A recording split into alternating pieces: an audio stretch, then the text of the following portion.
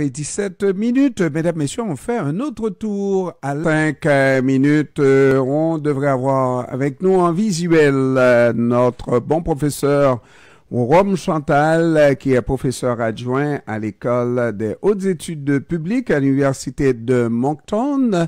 Si on ne le voit pas, c'est qu'il n'est pas encore là, mais ça devrait arriver tout de suite parce que on veut regarder cette crise haïtienne avec le professeur Rome Chantal. Des milliers d'Haïtiens ont manifesté encore lundi à Port-au-Prince pour protester contre le gouvernement et surtout son appel à l'aide étrangère afin de faire face à l'insécurité endémique, à la crise humanitaire et à cette épidémie naissante de retour de choléra au pays.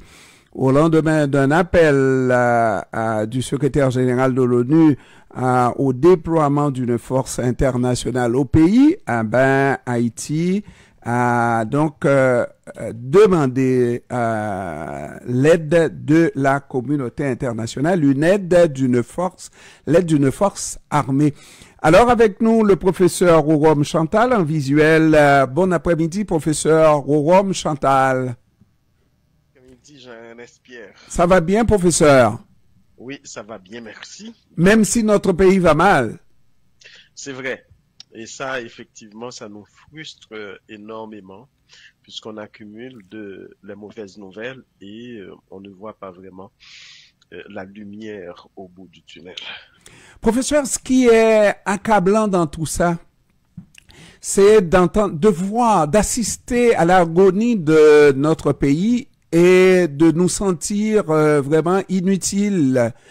Parce que tout semble avoir été arrangé pour que finalement, ça soit les Haïtiens qui demandent à genoux une intervention militaire. Ceux qui disent non à l'intervention militaire, mais on sait qu'ils n'ont pas d'alternative acceptable, dans le sens que cette communauté internationale, c'est elle qui décide de tout dans ce pays. Mais vous avez raison, et c'est peut-être effectivement l'aspect le plus frustrant. Et il est important de mentionner ici, pour les gens qui nous écoutent, qui ne suivent peut-être pas la situation de façon aussi fidèle que nous autres depuis 2004, Haïti, après le renversement de l'ancien président Jean-Bertrand Aristide en Haïti, à l'initiative du Canada, avait été créé, s'était mis en place un groupe réunissant les principaux ambassadeurs des principales puissances représentées en Haïti, mais également les représentants des principales organisations internationales au pays. Ce groupe s'appelle le Core Group et c'est ce groupe qui décide de quelle élection il faut valider, quel dirigeant est légitime, dans quelle direction le pays peut aller. Et effectivement, l'impression qui s'est installée, mais c'est vraiment une large impression, c'est un sentiment de plus en plus répandu que les Haïtiens n'exercent plus leur droit à l'autodétermination. C'est pourquoi, vous avez tout à fait raison, on le sait que depuis 2018, notamment 5-7 juillet, il y a une série de manifestations qui ont été gigantesques, telles qu'on en a rarement vu dans l'histoire contemporaine d'Haïti, pour demander le départ du président Jovenel Moïse. Cependant, il a toujours bénéficié du soutien de ce corps groupe. La même chose avec le gouvernement qui est en place, installé par un tweet de ce corps groupe après l'assassinat de M. Jovenel Moïse en juillet donc 2021. Et aujourd'hui, c'est là-dessus que je terminerai. Malgré les problèmes d'insécurité que le peuple vit, la population vit, le gouvernement ne s'en est jamais guère préoccupé. C'est seulement au moment où il enregistre une série de manifestations anti-gouvernementales exigeant son départ qu'il s'est dépêché pour demander dans l'urgence le déploiement d'une force spéciale, d'où le sentiment en Haïti que cette force ne viendrait pas aider la population, mais plutôt le gouvernement à se maintenir au pouvoir. Alors, bizarre, lorsque, par exemple, il y a un professeur au Rhum, Chantal, ici, professeur à Moncton, il y a tant d'autres Haïtiens dans cette diaspora qui peuvent lire, et même on n'a pas besoin d'aller très loin pour voir dans le jeu. Je dirais même que la communauté internationale est nue, hein? On voit tout, on comprend tout, et malgré tout, on fonce vraiment à tête baissée dans cette direction sans issue pour Haïti. On se demande c'est quoi le plan, et l'autre chose qui est extrêmement importante, c'est le peuple haïtien. On se le rappelle lorsqu'il y a eu d'autres interventions, que ce soit après la chute de la maison Duvalier, que ce soit après pour ramener Aristide en 2004, etc. On a vu toujours le peuple applaudir. Mais cette fois-ci, on annonce une force d'occupation pour supposément libérer le pays de ces bandits, mais le peuple manifeste contre sans savoir. C'est quoi l'alternative? C'est bizarre de voir le comportement de la population. Mais je ne partage peut-être pas tout à fait la réflexion, cette ligne de réflexion, puisque dans aucun pays du monde, le peuple n'a la responsabilité de donner une direction au pays. Le peuple peut se mobiliser, le peuple peut s'exprimer à travers toutes sortes de manières pour dire non. Il revient aux élites politiques, économiques, intellectuelles. La démocratie, c'est ça que démontre l'histoire des pays, c'est ça que démontrent les sciences sociales, c'est toujours la responsabilité des élites. Donc le peuple s'exprime, mais il revient aux élites dirigeantes donc de décider des modalités de gouvernance. Écoutez bien, Maître Pierre, vous connaissez de façon intime la situation d'Haïti. Duvalier, vous avez mentionné ce régime, a pu se maintenir au pouvoir. Les Duvalier, père et fils, ont pu se maintenir au pouvoir pendant près de 30 ans. Avec l'appui du gouvernement américain, parce que les gouvernements de Duvalier successifs se sont posés, se sont offerts un rempart contre l'avancée du communisme dans la région, notamment avec la révolution castriste à Cuba.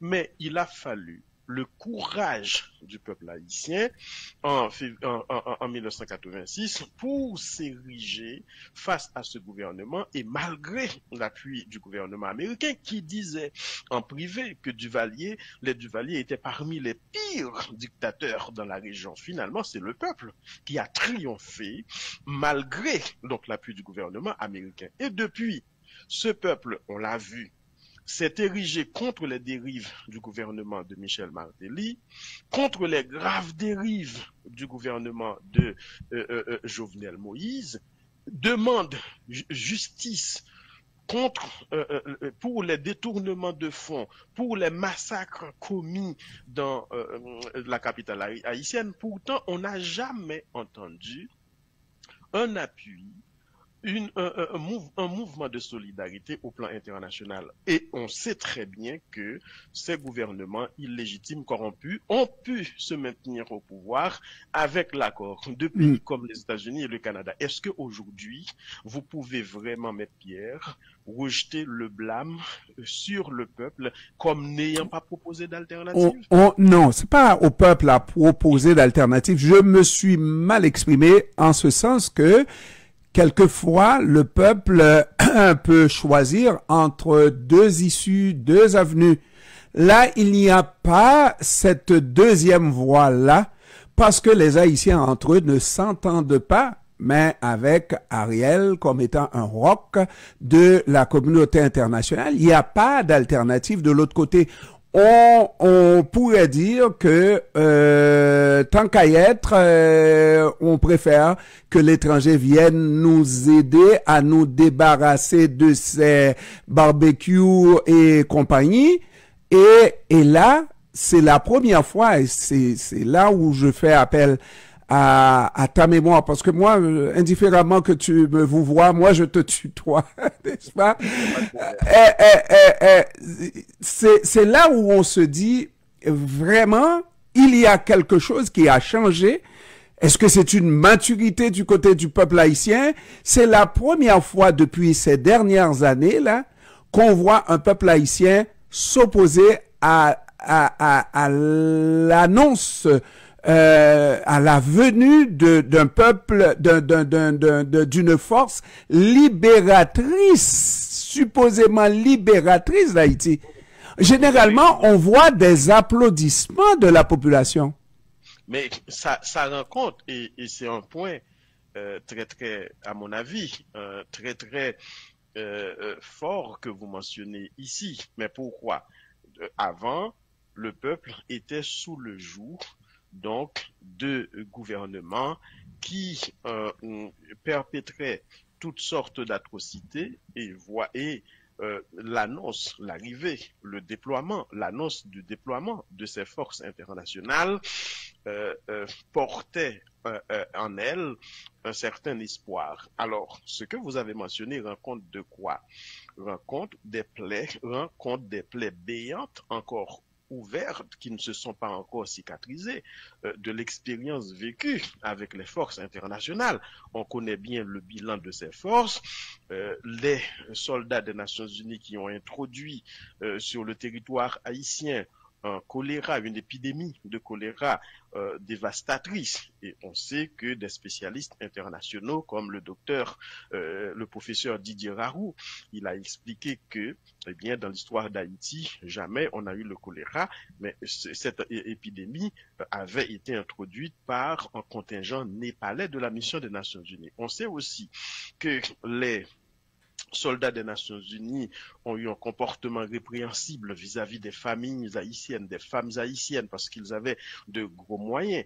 On sait aussi que cette force-là n'a donné aucune réponse, mais aucun impact aux problèmes des individus et des gens dans les communautés et population vulnérable, alors que cette force des Nations Unies, qui est restée au pays 13 ans, donc beaucoup plus qu'aucune autre force internationale dans la région, et finalement le pays se retrouve avec tous les problèmes. Tout ceci pour dire, le peuple haïtien a compris, le problème, la réponse, la solution au problème haïtien n'est pas de nature militaire, mais aussi si le peuple haïtien s'érige aujourd'hui contre le déploiement de cette force, on le sait, Maître Pierre. Le problème du gangstérisme, du banditisme en Haïti ne date pas d'aujourd'hui, ne date pas d'hier. Et le gouvernement qui est en place, il faut qu'on s'en tienne à ce gouvernement, n'a jamais fait mine de se préoccuper des problèmes du peuple. Seulement quand ce peuple-là est en train de se manifester pour demander le renversement du gouvernement, voici le gouvernement s'est activé pour demander le déploiement d'une force internationale, d'où le sentiment qui est légitime que cette force qui est demandée ne sera pas déployée pour protéger la population, pour les intérêts de la population, mais pour aider ce gouvernement illégitime qui n'a rien fait à se maintenir au pouvoir. Et donc, c'est l'explication de cette réponse patriotique et populaire dont vous avez fait mention. Alors, dernière question, professeur Chantal. Le statu quo n'est pas pensable, c'est impossible de continuer parce que le nord est fermé, le sud est fermé, les 4 coins d'Haïti sont fermés, c'est un pays plus loc qu'en 2018 que tu as évoqué tout à l'heure là. C'est moi-même je n'ai jamais vu ça. Et même contre Duvalier, on n'a pas eu, il suffisait de tuer 3 enfants au Godaïve et puis c'en était fait de Duvalier là. Et là, combien de morts? Après combien de morts la communauté internationale va arrêter cette aide à Ariel Henry? Je ne suis pas devin, mais je me dis que peut-être que le peuple, dans sa sagesse, sait que s'il maintient son bout, n'est-ce pas, la communauté internationale finira par lâcher Ariel Henry. Mais je pense que c'est à vraiment se le souhaiter. C'est à le souhaiter aussi pour le peuple. Il n'y a pas d'autre solution parce que ce sont des gouvernements qui n'entendent pas raison. Moi-même, personnellement, j'ai été invité à m'entretenir avec l'ambassadeur américain ici au Canada à qui j'ai parlé de la situation. J'ai été invité aussi à intervenir auprès de l'ambassadeur du Canada en Haïti. Et puis après, voilà, vous êtes remerciés. Et puis je sais qu'il y a des groupes d'intellectuels qui ont écrit aux organisations internationales. Est-ce que tu sais qu'il a rencontré des groupes, dont moi, ici, Franz Voltaire, ici, le même ambassadeur? Oui, bien sûr. Je sais qu'ils vous ont rencontré, mais des personnalités qui ont un lien avec Haïti, comme Michael Jean, c'est la première fois qu'on voit des intellectuels qui ont une légitimité indiscutable, qui sont, même pour la plupart, pas nécessairement Michael Jean, au-dessus de la mêlée, ont écrit, mais vraiment de façon argumentée, au CARICOM, à d'autres organisations, pour préconiser, devant le vide institutionnel en Haïti, un consensus sur une formule de transition. Moi qui parle ici, vous qui parlez ici, nous n'avons pas d'intérêt partisan immédiat si ce n'est celui d'Haïti. Et c'est même une chance qu'on ait une démocratie comme le Canada, un pays comme les États-Unis, sauf que ce qui se dit, eh bien, ces pays ont des intérêts